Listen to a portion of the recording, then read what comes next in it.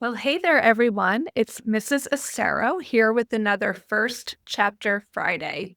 I'm so excited to bring you books all year that have been on the favorites list of my middle schoolers. And I'm trying to pick books that I know very well, that I know are extremely popular. And the book that I've picked for you this week is Flipped by Wendelin Van Draanen. Before we get into it, I just want to make sure that you have your First Chapter Friday freebie. You can go into the show notes, download it, print out a bunch of them, maybe keep them in a reader's notebook. And then when it's time for your next read, you have something to refer to. Before we get into the story today, let's hear a little bit about it. I'm going to be reading a description from Goodreads for you. Flipped is a romance told in two voices.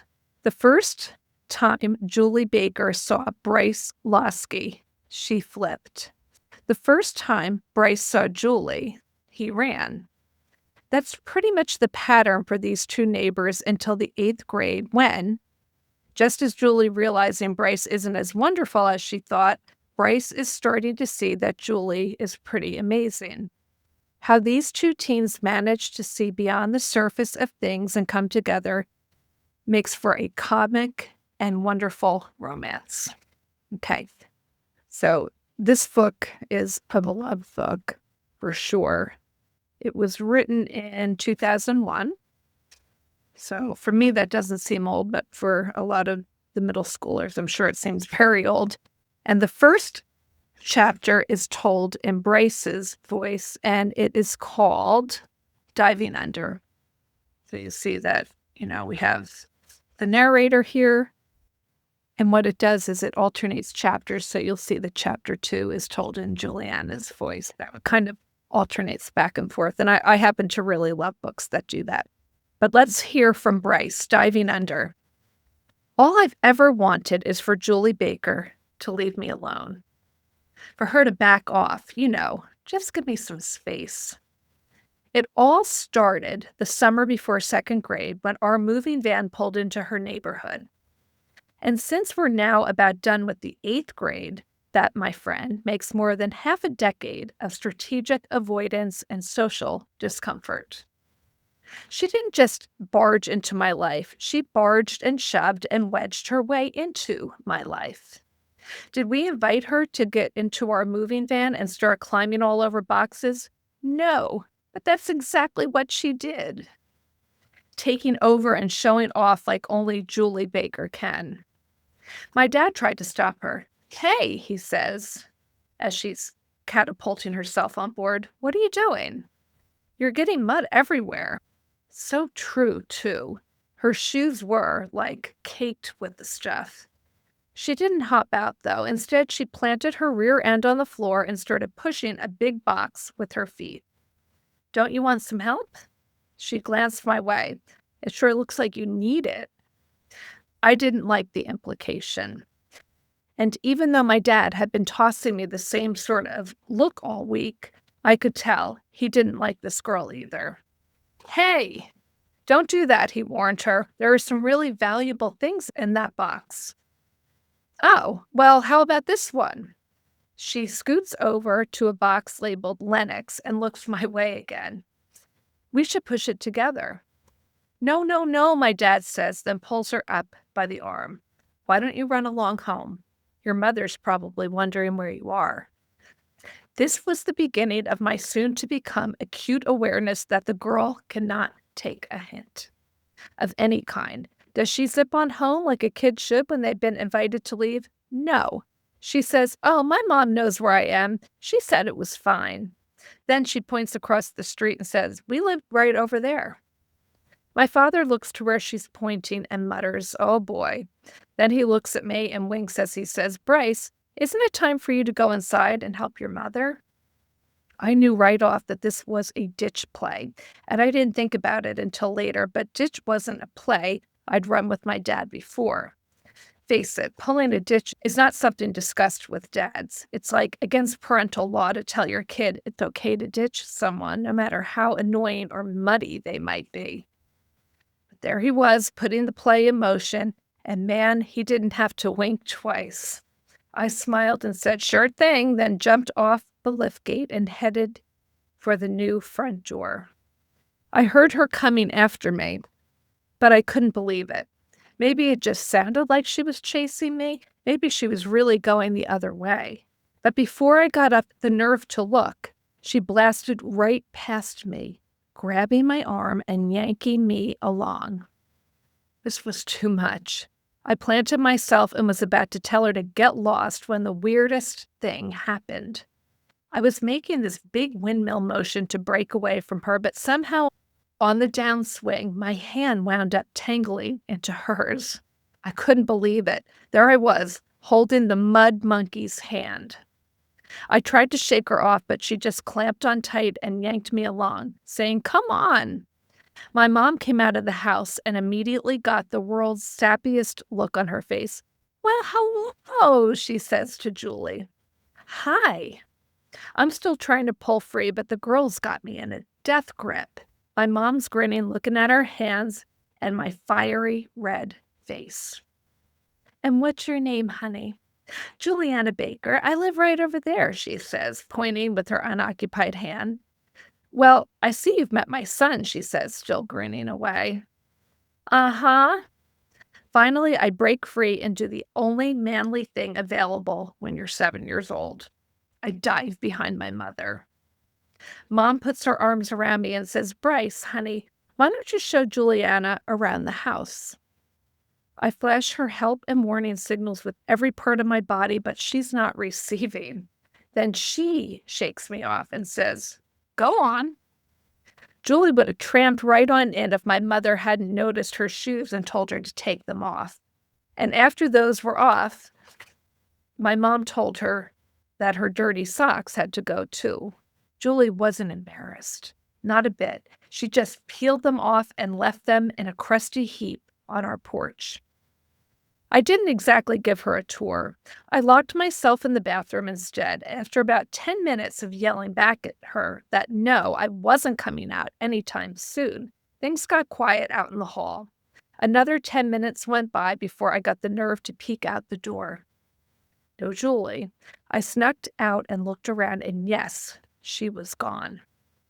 Not a very sophisticated ditch, but hey, I was only 7. My troubles were far from over, though. Every day she came back over and over again. "Can Bryce play?" I could hear her asking from my hiding place behind the couch. "Is he ready yet?" One time she even cut across the yard and looked through my window. I spotted her in the nick of time and dove under my bed. But man, that right there tells you something about Julie Baker. She's got no concept of personal space, no respect for privacy. The world is her playground, and watch out below. Julie's on the slide. Lucky for me, my dad was willing to run block. And he did it over and over again. He told her I was busy or sleeping or just plain gone. He was a lifesaver. My sister, on the other hand, tried to sabotage me any chance she got. Lynette's like that. She's 4 years older than me. And buddy, I've learned from watching her how not to run your life. She's got antagonized written all over her. Just look at her, not cross-eyed or with your tongue sticking out or anything. Just look at her and you've started an argument. I used to knock down, drag out with her, but it's just not worth it. Girls don't fight fair. They pull your hair and gouge you and pinch you. Then they run off gasping to mommy when you try and defend yourself with a fist. Then you get locked into timeout. And for what? No, my friend, the secret is don't snap at the bait. Let it dangle. Swim around it. Laugh it off. After a while, they'll try to give up and lure somebody else. At least that's the way it is. Lynetta. And the bonus of having her as a pain-in-the-rear sister was figuring out that this method works on everyone. Teachers, jerks at schools, even mom and dad. Seriously, there's no winning arguments with your parents, so why get all pumped up over them? It is way better to dive down and get out of the way than it is to get clobbered by some parental tidal wave. The funny thing is, Lynette is still clueless when it comes to dealing with mom and dad. She goes straight into thrash mode and is too busy drowning in the argument to take a deep breath and dive for calmer water. And she thinks I'm stupid? Anyway, true to form, Lynetta tried to bait me with Julie for the first few days. She even snuck her past Dad once and marched her all around the house, hunting me down. I wedged myself up on the top shelf of my closet, and lucky for me, neither of them looked up. A few minutes later, I heard Dad yell at Julie to get off the antique furniture, and once again, she got booted. I don't think I went outside that whole first week. I helped unpack stuff and watch TV and just kind of hung around while my mom and dad arranged and rearranged the furniture, debating whether Empire settees and French Rococo tables should even be put in the same room. So believe me, I was dying to go outside. But every time I checked through the window, I could see Julie showing off in her yard. She'd be heading a soccer ball or doing high kicks with it or dribbling up and down their driveway. And when she wasn't busy showing off, she'd just sit on the curb with the ball between her feet, staring at our house. My mom didn't understand why it was so awful that a cute little girl had held my hand. She thought I should make friends with her. I thought you liked soccer, honey. Why don't you go out there and kick the ball around? Because I didn't want to be kicked around. That's why. And although I couldn't say it like that all the time, I still had enough sense at the age of 7.5 to know that Juli Baker was dangerous. Unavoidably dangerous, as it turns out. The minute I walked into Mrs. Yelson's second grade classroom, I was dead meat. "Bryce," Julie squeals, "you're here." Then she charges across the room and tackles me. Mrs. Yelson tried to explain this attack away as a welcome hug, but man, that was no hug. That was a frontline take-him-down tackle. And even though I shook her off, it was too late. I was branded for life. Everyone jeered. "Where's your girlfriend, Bryce? Are you married yet, Bryce?" And then when she chased me around at recess and tried to lay kisses on me, the whole school started singing, "Bryce and Julie sitting in a tree. Kissing." My first year in town was a disaster. Third grade wasn't much better, but she was still hot on my trail every time I turned around. Same with fourth. But then in fifth grade, I took action. It started out slow, one of those, nah, that's not the right idea as you get and forget. But the more I played with the idea, the more I thought, what better way to ward Julie off? What better way to say to her, "Julie, you are not my type." And so, my friend, I hatched the plan. I asked Shelley Stalls out. To fully appreciate the brilliance of this, you have to understand that Julie hates Shelley Stalls. She always has, though it beats me why. Shelley's nice, and she's friendly, and she's got a lot of hair. What's not to like? But Julie hated her, and I was going to make this little gem of knowledge the solution to my problem. What I was thinking was that Shelley would eat lunch at our table and maybe walk around a little with me. That way, anytime Julie was around, all I'd have to do was hang a little closer to Shelley and things would just naturally take care of themselves. What happened, though, is that Shelley took things way too seriously. She went around telling everybody, including Julie, that we were in love. In no time, Julie and Shelley got into some kind of catfight, and while Shelley was recovering from that, my supposed friend Garrett, who had been totally behind this plan, told her what I was up to. He's always denied it, but I've since learned that his code of honor is easily corrupted by weepy females. That afternoon, the principal tried cross-examining me, but I wouldn't cop to anything. I just kept telling her that I was sorry and that I really didn't understand what had happened. Finally, she let it go. Shelley cried for days and followed me around school, sniffling and making me feel like a real jerk, which was even worse than having Julie as a shadow. Everything blew over at the 1-week mark, though, when Shelley officially dumped me and started going out with Kyle Larson. Then Julie started up with the goo-goo eyes again, and I was back to square one. Now, in 6th grade, things changed, though whether they improved is hard to say. I don't remember Julie actually chasing me in the 6th grade, but I do remember her sniffing me. Yes, my friend, I said sniffing. You can blame that on our teacher, Mr. Mertens. He stuck Julie to me like glue. Mr. Merton has got some kind of doctorate in seating arrangements or something because he analyzed and scrutinized and practically baptized the seats we had to sit in. And of course, he decided to seat Julie right next to me. Julie Baker is the kind of annoying person who makes a point of letting you know she's smart. Her hand is the first one up. Her answers are usually complete dissertations. Her projects are always turned in early and used as weapons against the rest of the class. Teachers always have to hold her project up and say, "This is what I'm looking for, class. This is an example of A+ work." And all the extra credit she does to an already perfect score, and I swear she's never got less than 120% in any subject. But after Mr. Merton stuck Julie right next to me, her annoying knowledge of all subjects far and wide came in handy. See, suddenly Julie's perfect answers, written in perfect cursive, were right across the aisle, just an eye shot away. You wouldn't believe the number of answers I snagged from her. I started getting A's and B's on everything. It was great.